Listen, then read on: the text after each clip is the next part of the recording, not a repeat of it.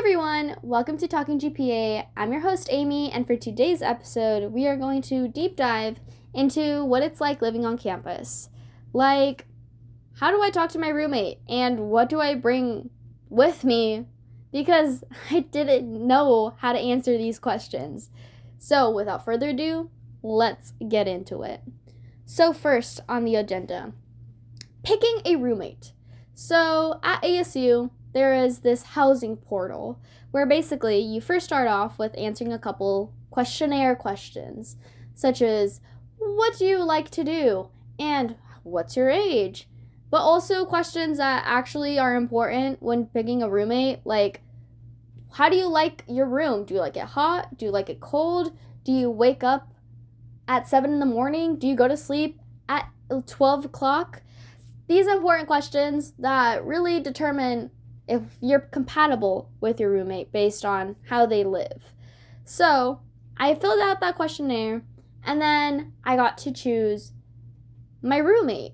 So it felt a lot like a dating app where you click on a certain room, and then it shows you who that roommate would be. And you basically look at their description and see what their answers are and hope that, like, they're being honest. And also, like, oh, they seem kind of chill if they have a description, which a lot of people didn't. So it was just like, Emily seems great. But that's all I got. And also that she doesn't wake up at 7 in the morning. So I would say if you do have the option to sift through different profiles, definitely find some that are more descriptive, because that'll help you kind of narrow down who you feel compatible with as a roommate, which is really funny to say, but I was also freaking out because I had to wake up super early and kind of wait by my computer and refresh the page over and over again so that I could be one of the first people to be able to choose a room, because I got an email being like, just so you know, spots are limited, so if you don't get a room, you're gonna have to figure it out. And me personally, I did not want to figure that out, so I was at my computer refreshing the page every single time to make sure I was in. And so saw a couple of people and I was like, oh, this person seems nice. I would love to room with this person. And then I basically didn't care about a lot of the logistics of, like, what room I was in or, like, what area I was at, whether it was A1, which was on one side of the bed, or A2, which was the other side of the room. I didn't really care about that because I just wanted a room. So I clicked, yes, that is my room. I selected it. And they're like, great, wonderful. And I was like, great, wonderful. And then going on, I had to choose my meal plan. Next up, I'm going to be talking about the ASU meal plans. They're all very interesting, and one of the options is only for upperclassmen, which is the one I actually ended up choosing. But first off, we got gold, which is weekly, and that just means that there's 7 meals per week that you get, which can be used in the residential dining halls, plus $325 of M&G, which is basically not taxed money. It's like it's basically like a gift card that is given to you with $325, being like, okay, now you can spend this on anything here on campus. So, like, the convenience store, you can use it at the residential dining hall, and also like fast food restaurants that are on campus. So that's pretty nice. That one is $1,890 per semester. Then you got maroon, which is 10 meals per week at the dining hall, which is also, you got $625 of M&G, which that's pretty nice. And that's going to cost you $2,780 per semester, which is basically almost double what you would pay for your weekly 7 meals per week. And then you got Sparky's Favorite, which is 14 meals per week, which, if you want to split it up, it could be like 2 meals per day. There's a note saying, our most popular amongst first-year students. This is the default plan. So if you applied for housing and you didn't choose a meal plan, I'm guessing this is going to be your option. They're giving it to you. This one is interesting because it has 32 guest meals, which could be used for a guest, as it explains itself like that. And also $425 in M&G, which is pretty good. And that's going to cost you $3,255 per semester, which is a lot. Honestly, it's not that much off from the maroon, and that's pretty cool because the jump from gold to maroon is almost double, and then the jump from maroon to Sparky's favorite isn't that much. So that's actually pretty cool.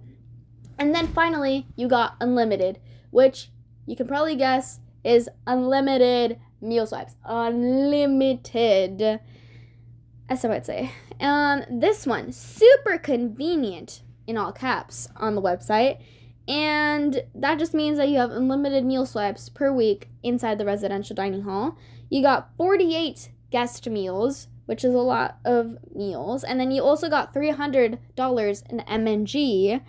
And that is going to cost you $3,455, which is only $200 more than Sparky's favorite.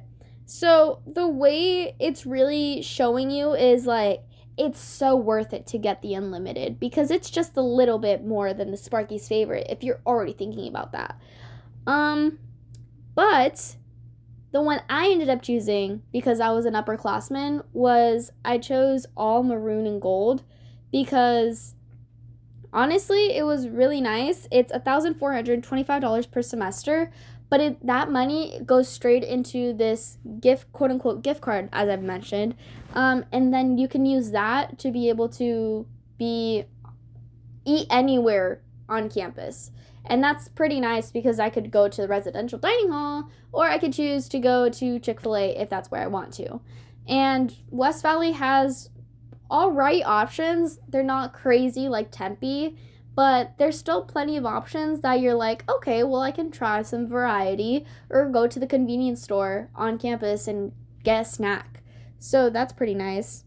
I feel like one of the things that you should really keep in mind is how you're going to take advantage of your meal plan, whether it's you're a picky eater or you might not like that day's options. You really should think about what's best for you and also the amount of money that you're spending because you're going to be spending a lot of money into this meal plan. So really keep in mind the best for your buck. One example is me. I chose to do all M&G because I'm an upperclassman, but also I knew that I wasn't going to eat a lot on campus because I might not like certain options. And I saw the fast food places / like restaurants like Bluefin, which is like sushi. There's Qdoba, which is a Mexican grill spot. There's Chick-fil-A, Starbucks, and Papa John's, Jamba Juice, and also convenience stores and the Pod Market. So these options, I was like, those are great options. I know I might eat at almost every single one of those places. And at the residential dining hall, there might be a day where I just don't like the food there, and then now I'm missing out on one meal swipe. So there wouldn't be a reason for me to get a meal plan because I'm also kind of picky in that area. So keep in mind of what's best for your buck. So once I finished that and I got my meal plans all set, I was golden. Because that just meant I was done with my housing stress. I got my roommate, suite mates, and my meal plan all set, and I was all good. Then a week later, my roommate messaged me and was like, hey, I'm your roommate. If you'd like to follow me on Instagram, here's my Instagram. And I was like, oh, this is actually nice. I should reach out to my roommates / suite mates so that I kind of are accustomed to these people before I get onto the campus. So I was like, oh yeah, for sure. Followed them and then was like, okay, now I'm going to go to my suite mates and be like, hey, I'm Amy. Nice to meet you. This is my Instagram. Basically almost copy pasted the exact same thing that my roommate sent me to my suite mates. But nonetheless, it was still an introduction to myself. And My issue was that I did not go past that. We all became Instagram friends. But the problem is that I didn't reach out afterwards. I was kind of like, that's it. That's all I got. I'm not gonna reach out. And that's when I say you guys should reach out to your roommates and suite mates. Even though you might hate it, I'm gonna tell you, it's going to do you a solid if you guys all know before you get there things like who's gonna bring the shower curtain, who's gonna bring the toilet paper, who's going to, I don't know, bring all these things into this shared space that we're all going to be using. And also figuring out chores, like who's going to clean the bathroom, who's going to clean the mirrors, who's going to empty the trash. Figuring that out, I feel, is essential before you get there, because it was a little hard. I am such an introvert, and I thinking about wanting to reach out to my roommates and suite mates was like the end of the world to me. Like, I would rather have a heart attack than send a message being like, hey, so about the bathroom, would you like to clean that, or would you want me to clean that on like a Saturday? I didn't do any of that. And that's on me. That is my biggest mistake. And so I take 100% fault of what happens in the rest of the semester, because I was bad at communicating. Sue me. Lock me up. I was like, I would not want to reach out to anybody.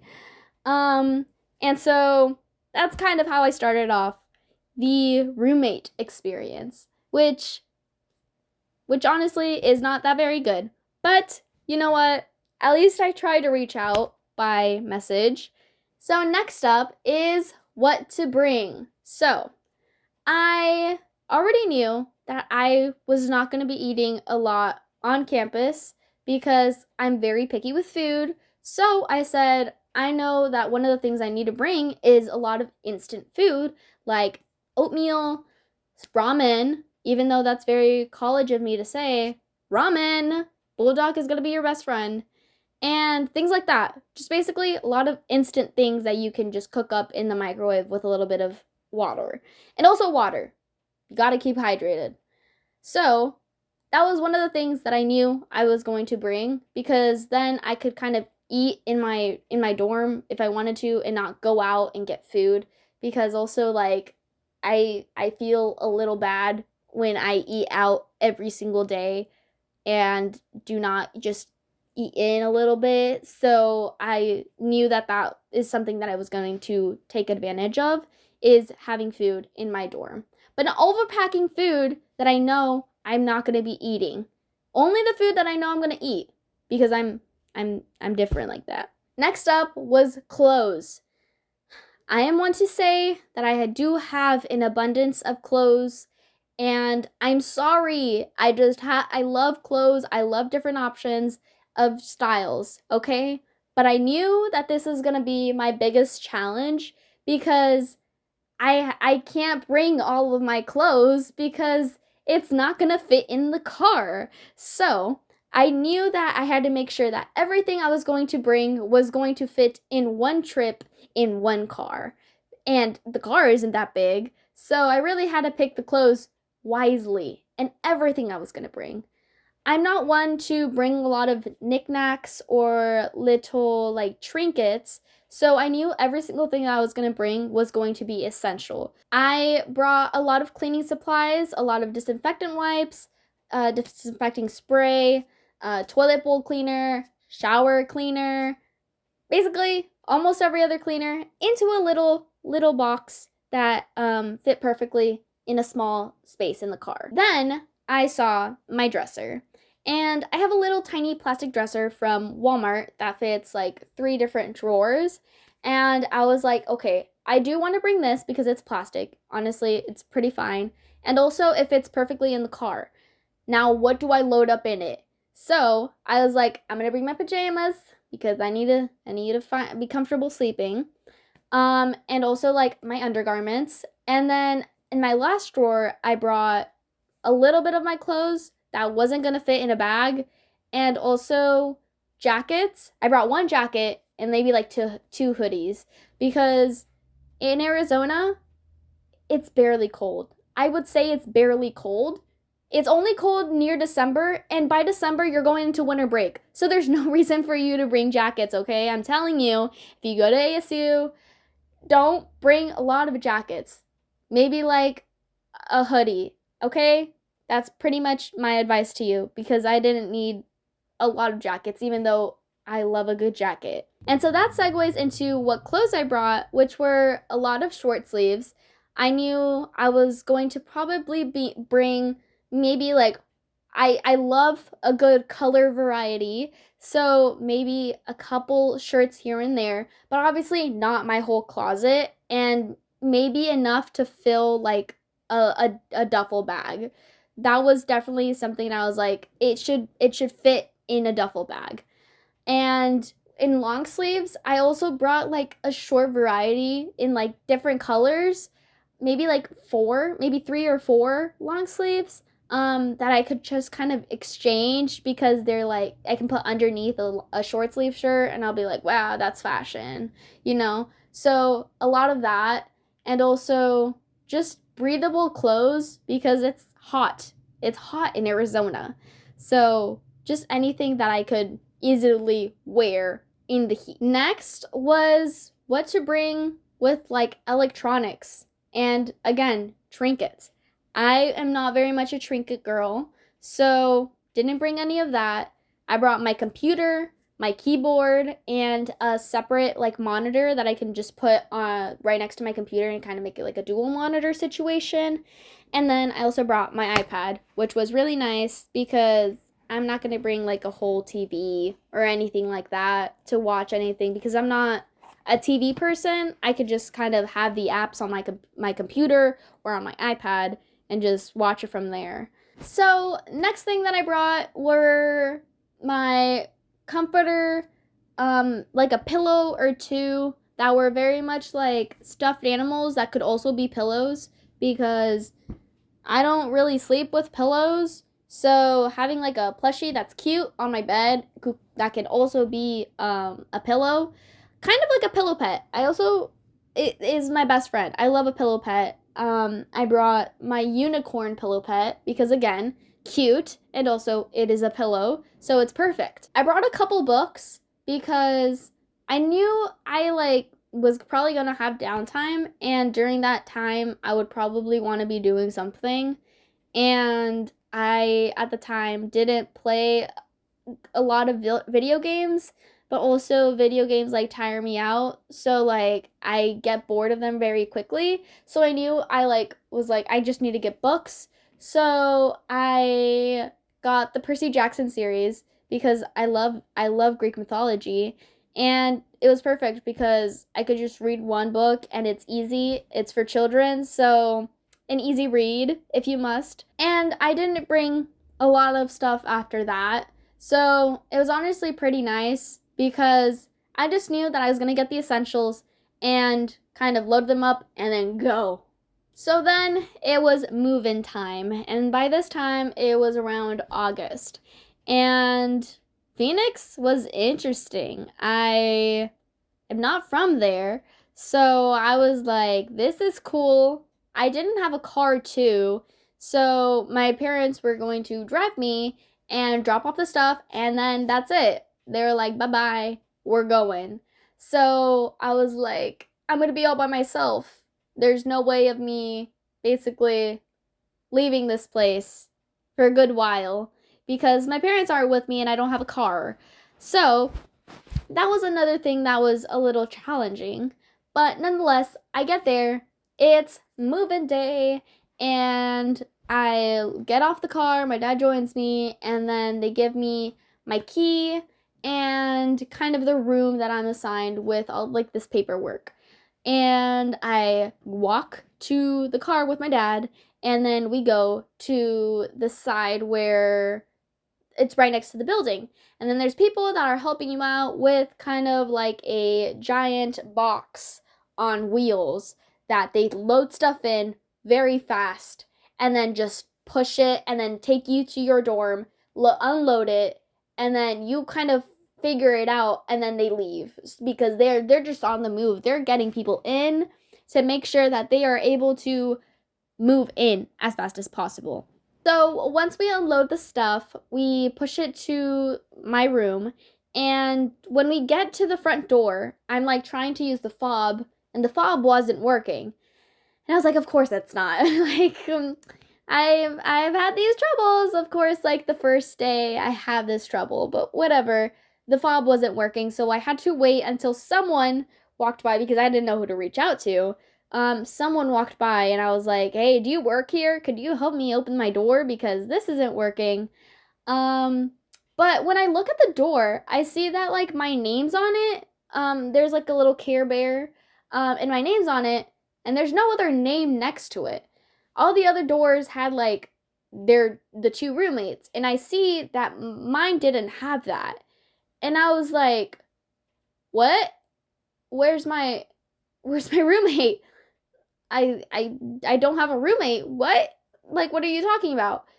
And then I see someone pull up kind of like running, and I was like, "Wait, don't leave." And they're like, "What?" And I was like, "Hey, do you work here?" And then they're like, "Yes." And I was like, "Hey, my door's not working. Could you like open it up or something?" And they're like, "Yeah, okay, like we'll be right there." And I was like, "Okay." And I felt so bad because these moving people, there was like two moving people right next to me, and I felt like they were rushing me. I felt so bad. And so I was like, "Oh, like I just can't. Like, I can't do this."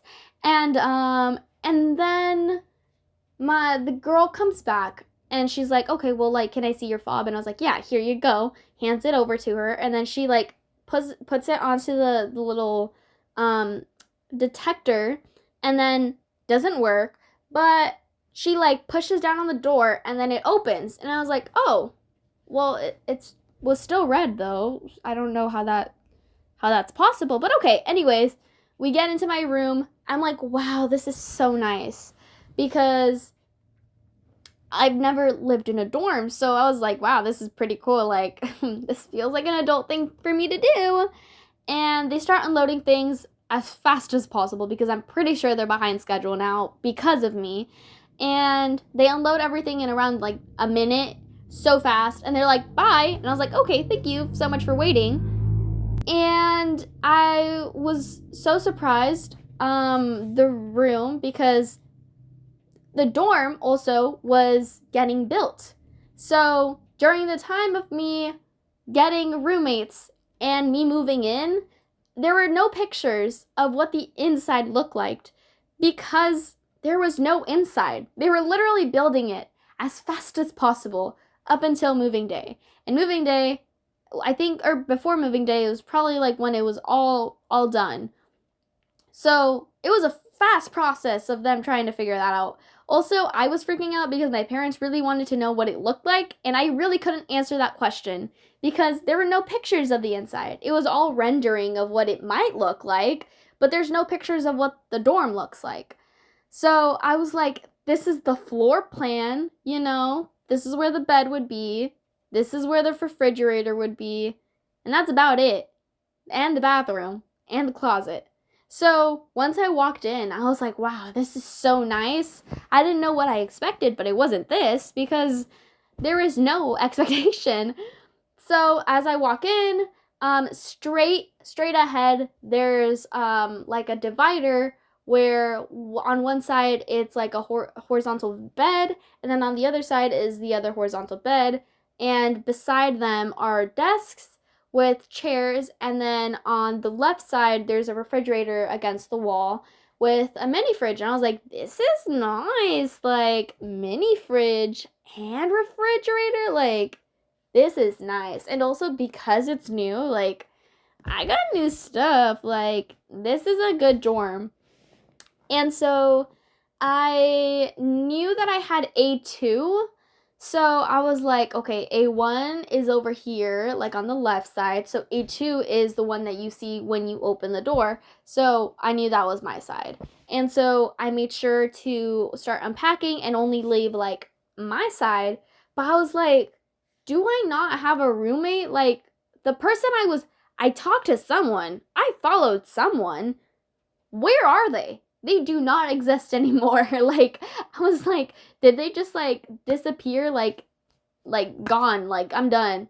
So I was like, honestly, like, this is pretty nice. Like, I might not need to have a roommate. Like, I might just be by myself, which I was super excited about.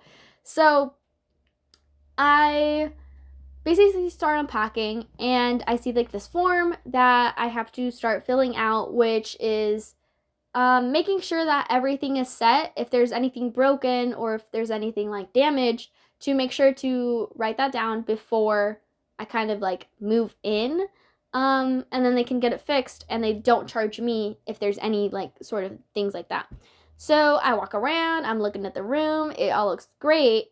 And then my dad, like, my dad goes up to the door because he was there when the fob definitely didn't work when she opened the door, and is like, the door's not locking. And I was like, yeah, Dad, like, I know the door's not locking. He's like, no, like, the fob isn't working on the door. And I was like, what?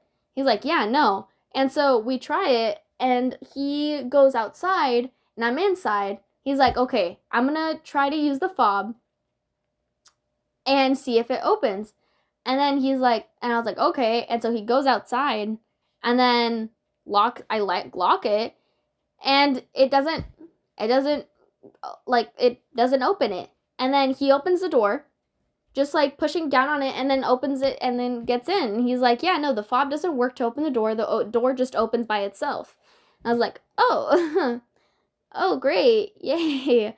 And so he gives me the fob, and then goes back outside, closes the door, and is like, see? He opens it again. He's like, see? I told you. I was like, yeah, no, Dad, you did it once. I saw you. It worked. Yep, I know it does not work. I need to get that fixed. I definitely know that. So I write it down on my checklist, being like, the door does not work to open it. And then there's like a slidey door that goes into this shared bathroom space, and it's pretty nice. It was a one and a half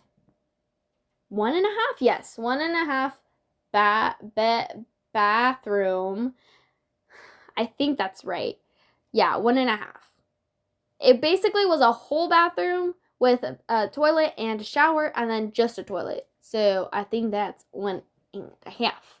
But and then 2 sinks, and then two mirrors, which is pretty nice. So I was like, okay, like, I know this right side is my side, and then the left side is the other people's side that I'm sharing the bathroom with. And then I go inside to my room. I start like fixing up my side. I like I said, not a trinkets or like little tiny objects thing. So honestly, my room was pretty bare. It didn't feel personalized because I made sure that everything that I was going to bring was going to fit in the car.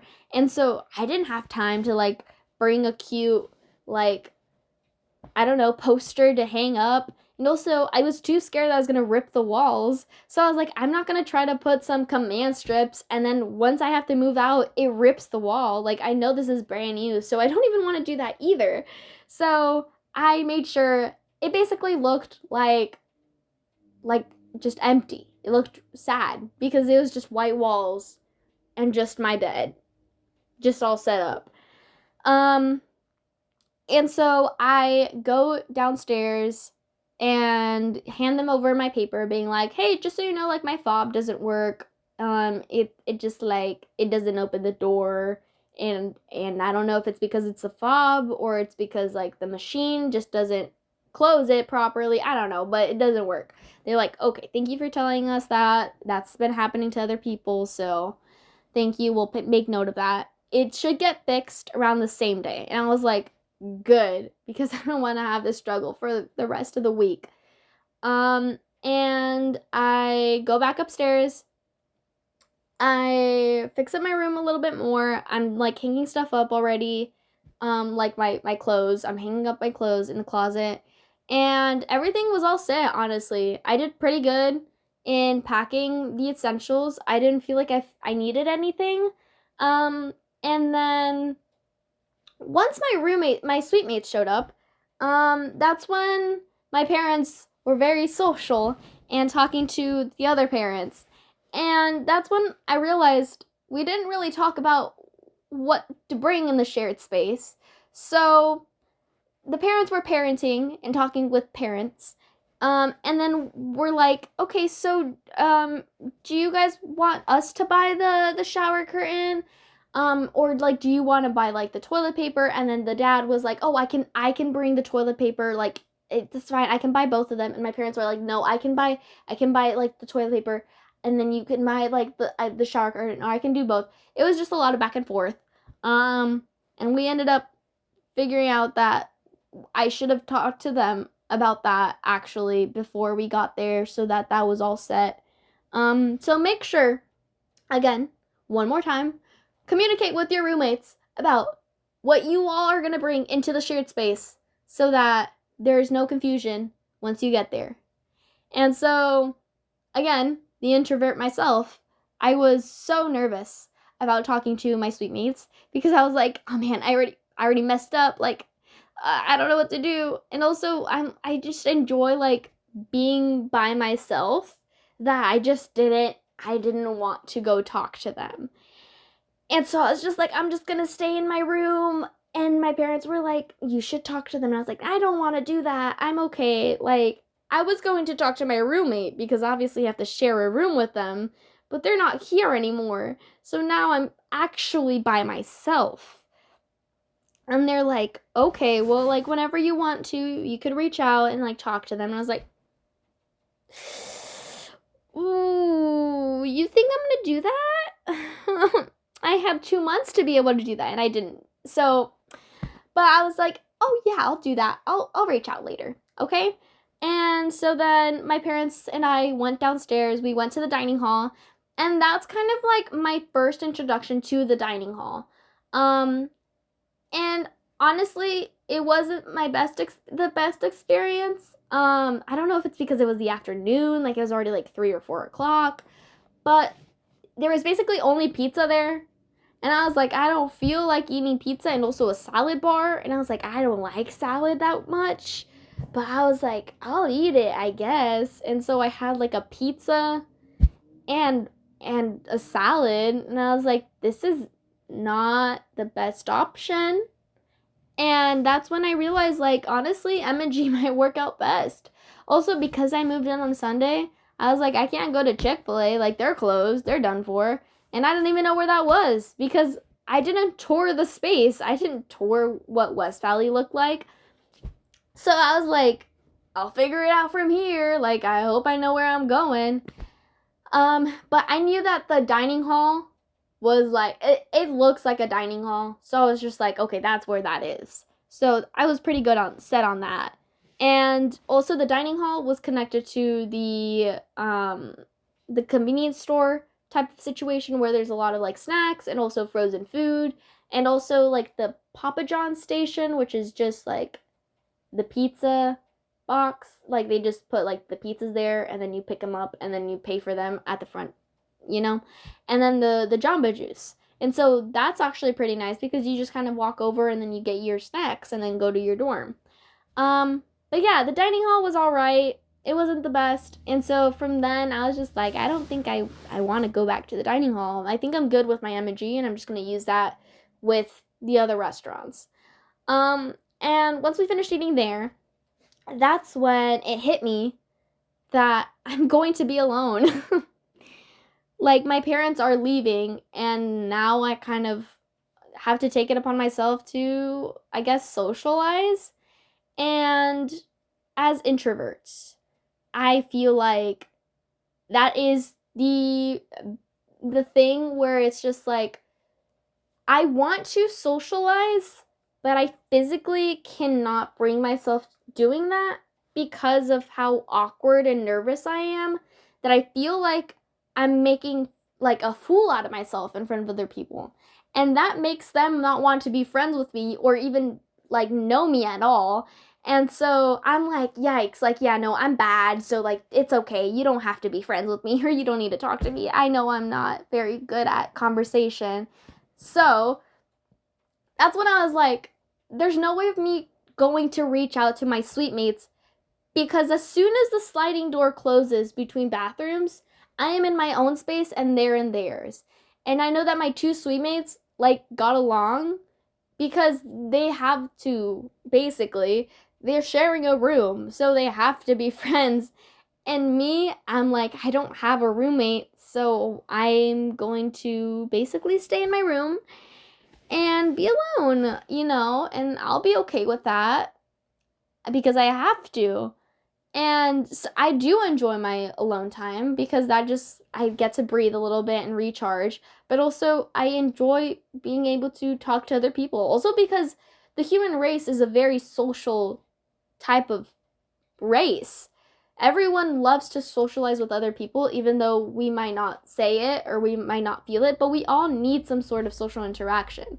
That's why there's a lot of social media, because that's also being social. You're interacting with people online, even though it might just be like a like or it might just be a repost. There's still some sort of interaction going on right there.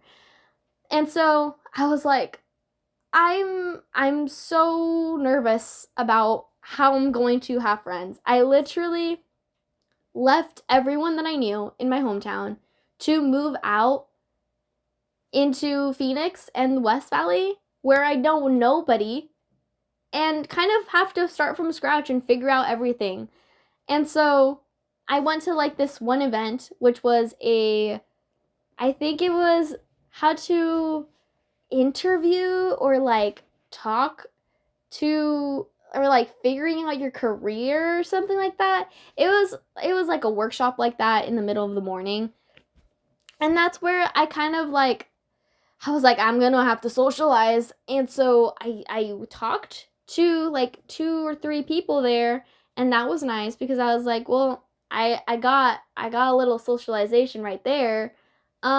But nothing really came from that. I just kind of talked to them and then went back to my dorm, and then I was never going to see them ever again because that's kind of like the only social interaction I had.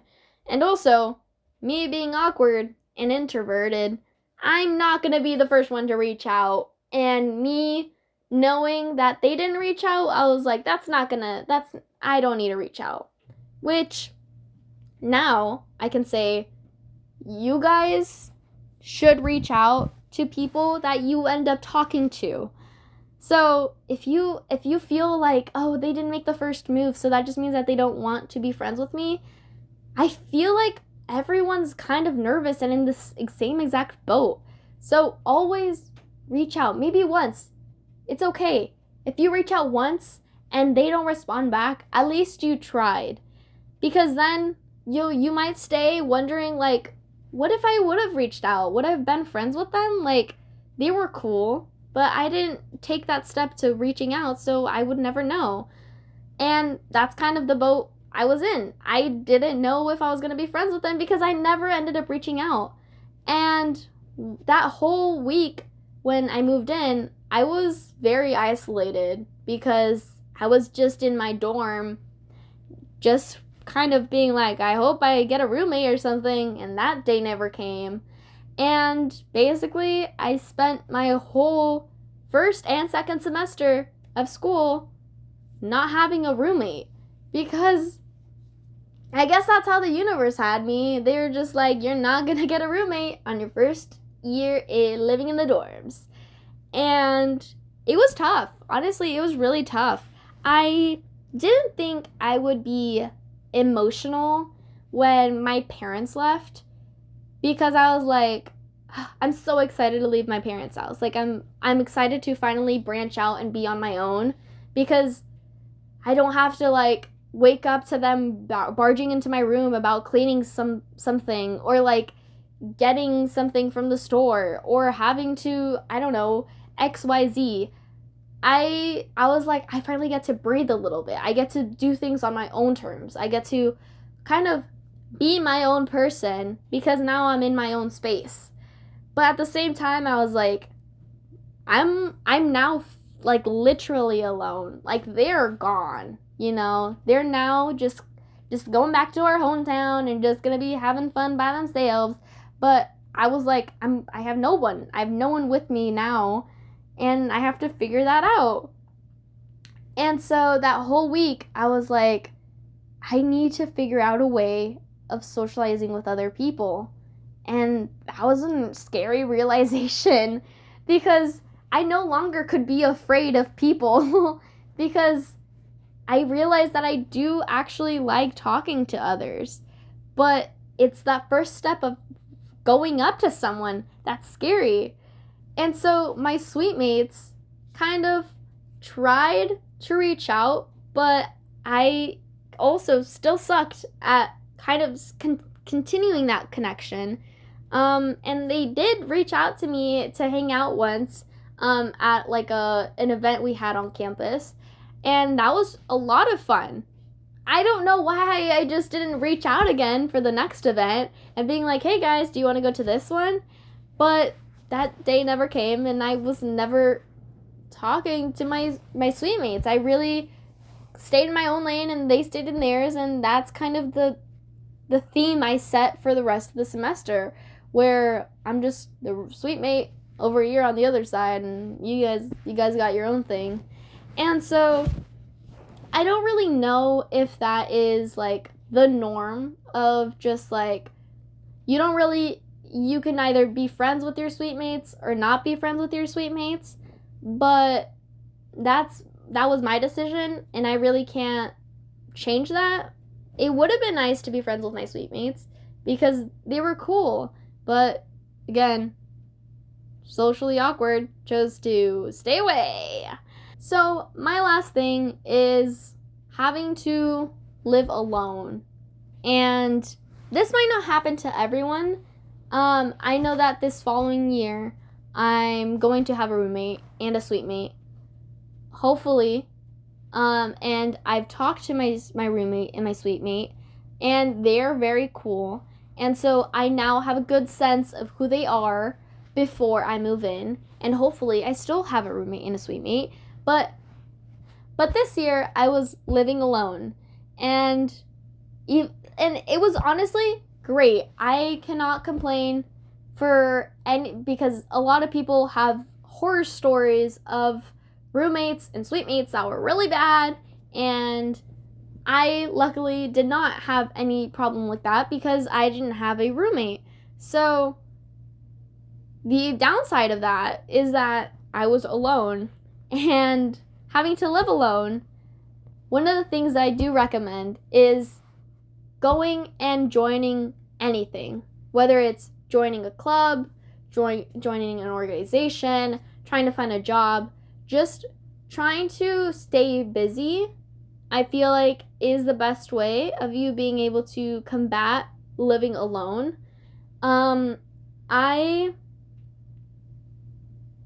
I liked being able to have my own space to go back to and sleeping in and being like, wow, there's no one else to bother me, or like I'm scared that someone might steal my stuff because my roommate might steal my stuff. Luckily, I didn't have that, but I was like, I'm probably not going to have friends. Like, I don't know how I'm going to be able to grow in a university if I don't have other people to socialize with inside this university. And so I knew that I had to go out and reach out to clubs and go to clubs so that I could see like what I liked and what I didn't like, and then from there find friends and find people that I socialized with well.